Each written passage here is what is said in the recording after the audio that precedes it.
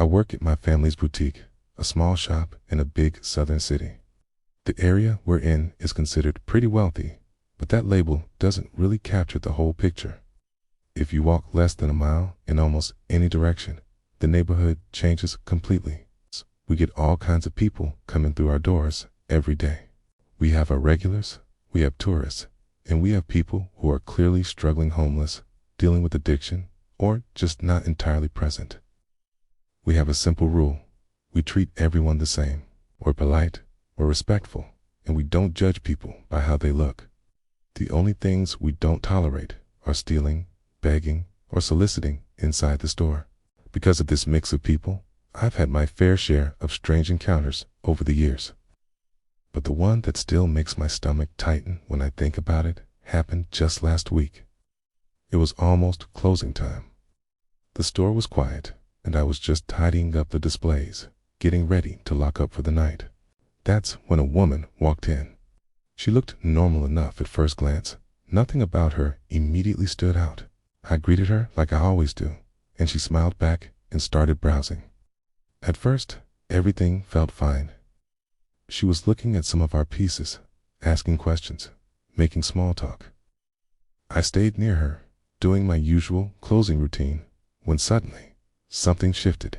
I can't explain exactly what it was, but the energy in the room just changed. The conversation slowed, and the atmosphere started to feel heavy, uncomfortable, like the air itself was pressing down on me. Without even really thinking about it, I moved behind the counter. It wasn't a dramatic move, just a subtle step back, creating a little bit of distance. Some deep instinct told me I needed a barrier between us. She picked up one of our candles, the kind with a phrase printed on the front. This one said, "I love you to the moon and back." She stared at it for a moment, almost like it had triggered something. Then she started talking about her family. She told me about reading the book *I Love You to the Moon and Back* to her triplets she claimed she didn't even know she had. Her voice just kind of drifted, like she was remembering something far, far away. I just nodded and listened, not wanting to interrupt or say the wrong thing. Then, without any pause, she started talking about being married to Ryan Gosling. She said he had been poisoning her. I thought he had hidden her 3 sets of triplets and her daughter from her. And then, in the same calm, even tone, she told me she had killed him because of it. At that point, my heart was pounding in my chest, but I stayed completely quiet. I didn't want to correct her. I didn't want to react in a way that might upset her or make things worse. I just listened, keeping my hands flat on the counter, keeping my distance. When she finished that story, she casually walked around the store again, as if she hadn't just said any of that. She started talking about how she had recently gotten out of jail for stabbing someone.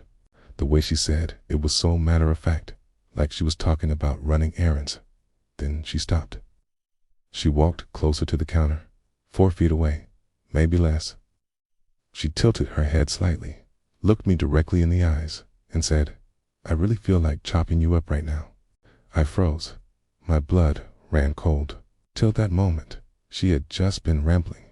It was disturbing, yes, but it was unfocused. This was different. This was the first time she showed direct aggression towards me. We were completely alone in the store, and my mind went completely blank. I didn't know if she was making a sick joke, if she was threatening me, or if she was about to actually do something. I couldn't move. I couldn't speak. I was trying to stay calm, while every single instinct in my body was screaming at me to run. And then, suddenly, the door opened. The little bell chimed. One of my regular customers walked in. The woman's expression changed instantly. She grabbed her things, turned around, and walked straight out the door without another word. Just like that. Gone. As soon as she was out of sight, I rushed down from behind the counter, locked the front door, and just stood there, shaking. My regular customer could tell something was seriously wrong immediately. The tension was still thick in the air, like it hadn't left with her. I didn't finish closing up the way I normally do that night. I just wanted to get out of there as fast as I could. So, To the woman who told me she felt like chopping me up, let's not meet ever again.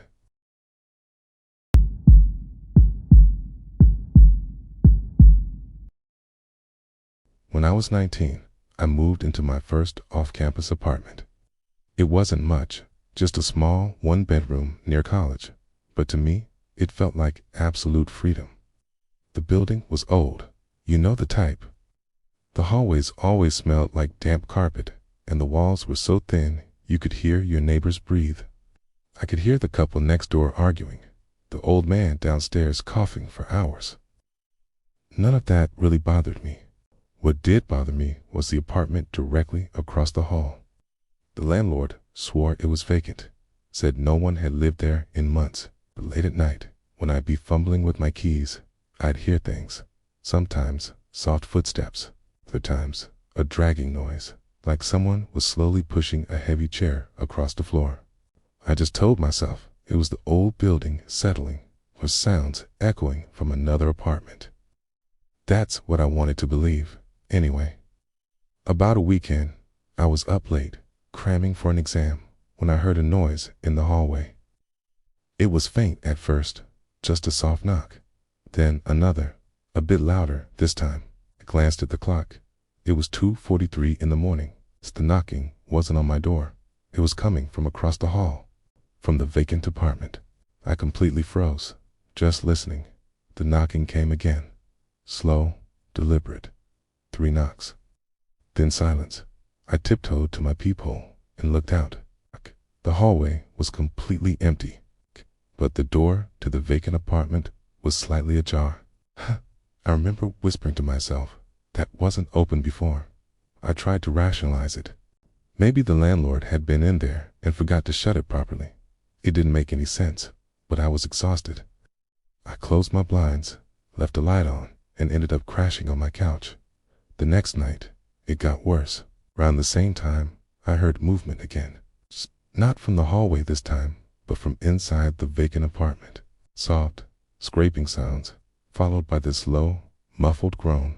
It was unmistakable. I sat there on my couch, clutching a blanket, my heart just hammering against my ribs, trying so hard to convince myself it was nothing. Then my phone buzzed. It was a text from an unknown number. All it said was, "Why are you awake?" Okay. Every single hair on my body stood up. Okay. I hadn't given my number to many people at school, and I definitely didn't recognize the area code. I just stared at the screen, too scared to respond. A moment later, another message came through. "I can see your light on." I scrambled up and yanked the blinds shut as tight as they would go. My heart was pounding out of my chest. I wanted to call someone, anyone, but I felt completely frozen, paralyzed. After a few minutes, I worked up the nerve to look through the peephole again. The hallway was empty. Both doors were shut tight. The next day, I went to my landlord. I tried to sound casual, asking if anyone had recently moved into the apartment across from me. He just gave me this weird look and said, "No, it's still vacant." I didn't tell him about the noises or the texts. Honestly, I wasn't even sure I believed it myself. I should have. That night, around 3 in the morning, I woke up to the sound of my front door handle being tested. Slowly, carefully, like whoever was out there was trying not to wake me. But I was wide awake. I grabbed the heaviest thing I could find, which happened to be a clunky desk lamp. Just stood there in the dark as the handle twisted back and forth, back and forth. After what felt like an eternity, it stopped. It came that soft knock, not on my door, on the door across the hall. 3 slow knocks. It was followed by that same dragging sound, like something heavy being pulled across the floorboards. The next morning, I saw something that made my blood run cold. Taped to the door of the vacant apartment was a small, folded note. The handwriting was jagged and frantic. It said, "You shouldn't stay here." From that moment on, I couldn't sleep. I double-checked every lock, triple-checked them, and I always kept something heavy right next to my bed. And sometimes, even now, when the world gets quiet, I swear I can still hear those 3 slow knocks. I really thought that would be the worst of it, but I was wrong. So the following night felt different, heavier, like the air itself was watching me. Around 2:30 a.m., I was at my desk trying to work when I heard it again, movement across the hall. It started with the creak of floorboards. Then came the sound of something dragging. My phone buzzed on the desk beside me. "You're awake again." I hadn't told anyone my schedule. The blinds were shut. My door was locked. How could anyone know? Then another message. "You're looking at the door right now, aren't you?" I dropped my phone. My heart was pounding so hard, I was sure it could be heard through the walls. I forced myself to get up and look through the peephole. The hallway was dark and empty. Then I heard it, a low groan. It wasn't from the hall. It was from inside the vacant apartment. And then the knocking. 3 slow, deliberate knocks. This time, I watched through the peephole as the door across from me opened, just a crack. And then, just as slowly, it closed again. No one had touched it. I didn't sleep a second that night. The moment the sun came up, I went straight to the landlord's office. I asked him one last time, "Are you absolutely sure no one lives in that apartment?" He just repeated the same thing, annoyed. "Now, it's empty." It has been for months. That night, I decided I wasn't taking any chances. I left every single light on in my apartment and sat on the couch with my phone in my hand, ready to dial 911. Just after 3 a.m., I heard my doorknob turn again, slowly, carefully. Then silence, and then the knocks. 3 of them, across the hall. I crept to the door and watched through the peephole as the vacant apartment's door opened, inch by inch. From the pitch-black darkness inside, I heard this sound. It was wet, labored breathing. My phone buzzed in my hand. "Don't look away." I didn't wait for another message. I bolted to the bathroom and locked myself inside. I climbed into the tub and pulled the shower curtain closed, clutching that lamp like it was a weapon, just listening. After a long, terrifying silence, I heard footsteps shuffle down the hallway. Then, nothing. When the sun finally came up, I cautiously looked out one last time. The hallway was empty. But taped to the door across the hall was another note. It said the same thing as before. "You shouldn't stay here." I packed my things that day. I just grabbed what I could and left without giving the landlord any explanation. I never went back. I never found out what was in that apartment or who was sending those texts. Sometimes, late at night, when everything is still, I still hear it. 3 slow knocks.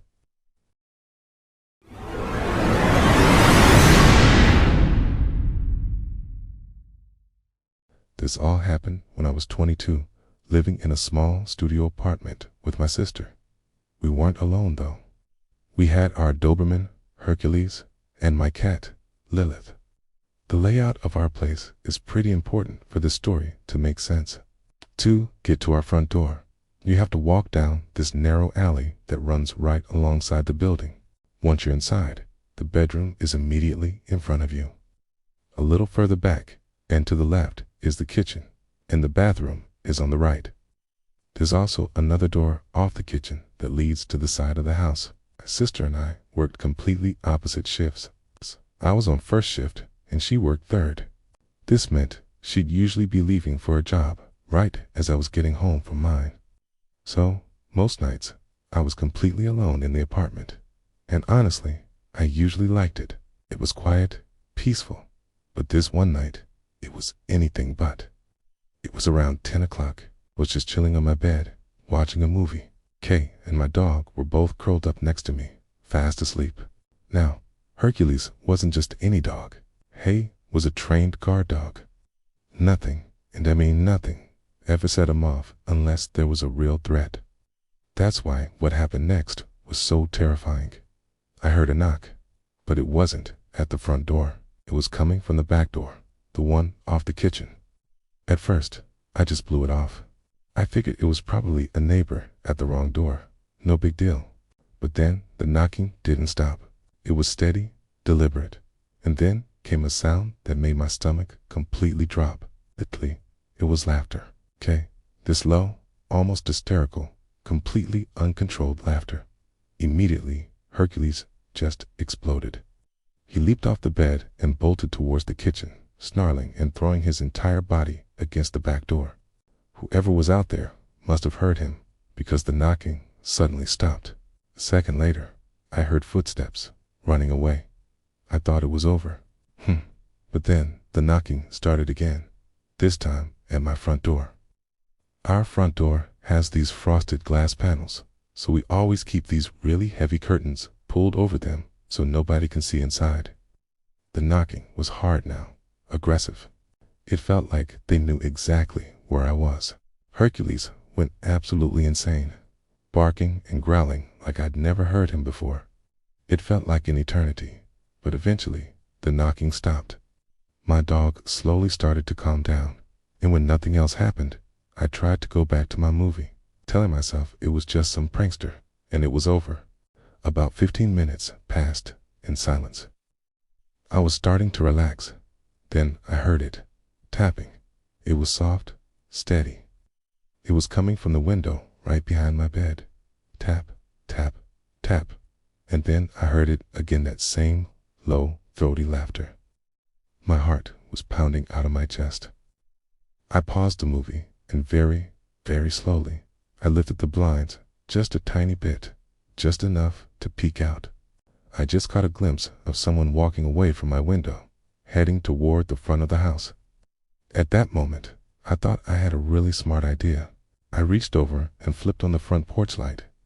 The second that light flickered on, my sister's car alarm started blaring. Then I heard the unmistakable sound of glass shattering, and the laughter again.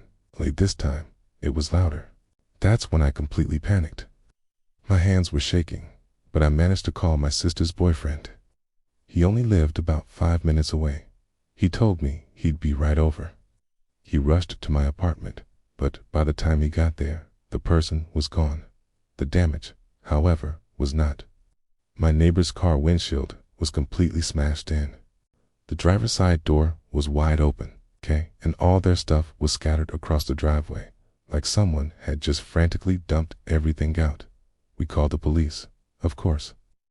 They came and took a report, but there wasn't much they could do. Whoever did this had just vanished into the night. There were no witnesses, no evidence left behind. They just told me to stay vigilant and call if anything else happened. Later that night, as my sister's boyfriend was getting ready to leave, he told me something that made my blood run cold. He said that as he was driving over, he passed my mom's house, which is just a few houses down the street from mine. And as he drove by, he saw someone standing in the alley behind my apartment, just standing there, perfectly still, watching. He said he got a really bad feeling, but by the time he looked back, they were gone. We never found out who it was or what they wanted. I try not to think about it, but sometimes, late at night, I still hear that laughter in my head.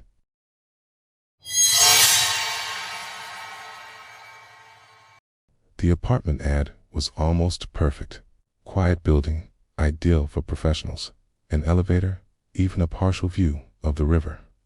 But it left out one crucial detail: the man who lived across the hall. I moved into the building in the fall of 1964. It was a colder than usual year. It's a kind of damp chill that settles deep into your bones and stays there. I was 40 years old, just back from a medical conference overseas, and all I wanted was silence, routine, and a steady, predictable life. I chose apartment 4B specifically because it faced away from the street. No traffic noise, no city clamor, just the quiet I so desperately craved. At first, the building seemed to deliver on its promise.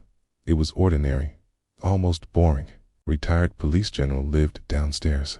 A school teacher with a flock of loud kids was a few floors below, and an engineer with 2 polite daughters lived nearby. We all kept to ourselves, a collection of solitary ships passing in the night.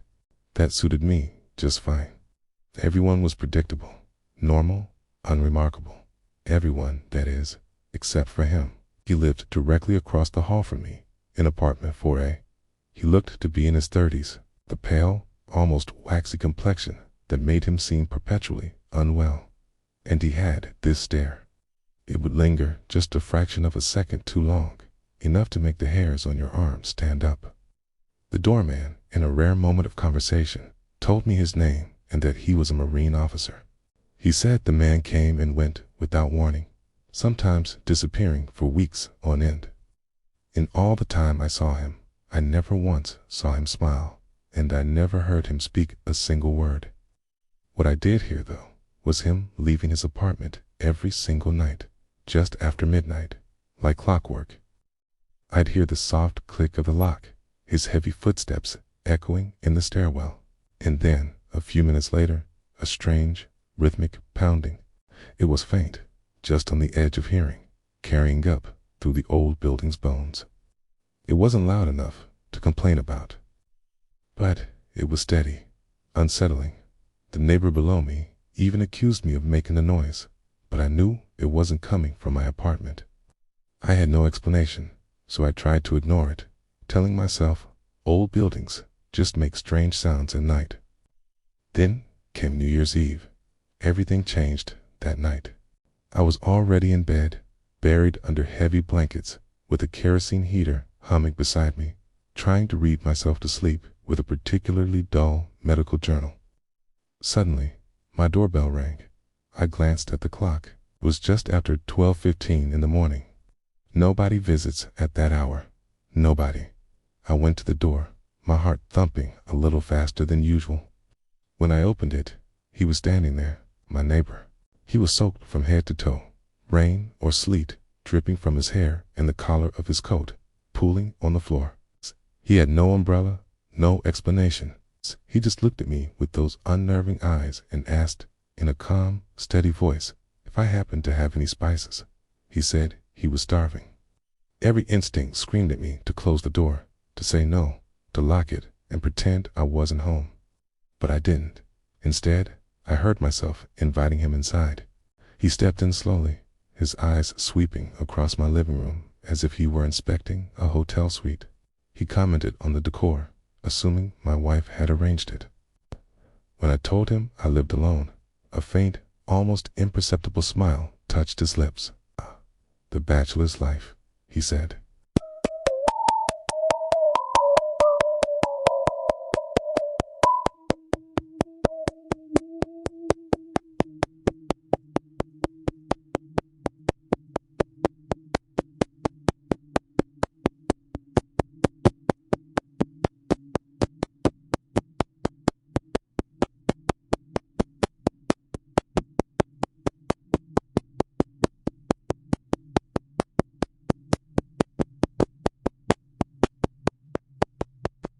I told him a friend lived with me but was out for the evening. He followed me into the kitchen without being asked, glancing at the few dishes in the sink and letting out a soft, low laugh, as if we were old friends sharing an inside joke. I found some spices, wrapped them in a piece of newspaper, and handed them to him. Then, out of some misplaced sense of politeness, I offered him a slice of cake left over from my quiet dinner. He took it, brought it to his mouth, and took a single bite. The next moment, he rushed to my bathroom. The sound was violent, retching that echoed through my small apartment. When he came back out, his skin looked even more sallow, almost yellow under the kitchen light. He apologized, mumbling something about his stomach not tolerating sweets. He clenched the newspaper-wrapped spices tightly in his hand, gave me one last look, and then he was gone. That night stuck with me. The strangeness of it all. It wasn't long after that I made the discovery. I was cleaning out a dusty, forgotten corner of a shared storage area in the basement, and I found them. Bones. They were small, discolored, and hidden away. I'm a doctor. I knew immediately what I was looking at. They were human. My mind raced. The midnight departures, the pounding sound, the neighbor who didn't exist in daylight. I had a trusted friend, a colonel in the police force. I wrote him a letter, bypassing official channels, explaining what I had found. His reply was swift, precise, and deeply unsettling. He told me to send him every single bone I had. A colleague, he said, would arrive in plain clothes to collect them. Then he wrote a sentence that made my blood run cold. He explained that they had checked every naval registry, commercial and military, domestic and international. There was no Marine officer by my neighbor's name. There never had been. He didn't exist, but he did. He had stood in my kitchen. Atia, he had spoken to me, yet according to every official record, he was a ghost. My friend asked for one more thing: fingerprints, a glass, a spoon, anything my neighbor had touched. He explained that there was nothing they could legally pursue yet, not with what they had, but fingerprints. Fingerprints might tell them something. It was almost as if my neighbor knew. A few nights later, he knocked on my door again, claimed his water had been cut off, and asked if he could have a glass of water. My mind was spinning, but I kept my composure. I went to the kitchen and chose a clean glass. I polished it carefully with the cloth until it shined, making sure to hold it only by the very base. Filled it and handed it to him, my hand steady. He drank slowly, his eyes never leaving mine. Then he handed the glass back. I took it just as carefully, holding it by the base again. He paused. "Why are you holding it like that?" he asked, his voice flat. I lied, blaming the lingering smell of kerosene from my heater on my hands. He nodded, but his eyes lingered on the glass in my hand for a moment too long, a moment of pure, chilling calculation. The next day, the plainclothes colleague arrived. He took the box of bones and the carefully wrapped glass without a word and disappeared. Days crawled by. The silence from my friend was deafening. Then, finally, he called. His voice was strained. He confirmed the bones were human, scavenged, and old. But that wasn't what disturbed him the most. It was the fingerprints. They didn't match any database on Earth. Not criminal, not military, nothing. The patterns themselves were abnormal. It's coarse, too thick, unlike anything the examiner had ever seen in his entire career. He said they were fundamentally wrong, and those same impossible fingerprints were all over the bones, handled repeatedly, worn smooth by touch over a long period of time. I hung up the phone and sat there in the silence of my apartment. I thought about the man across the hall.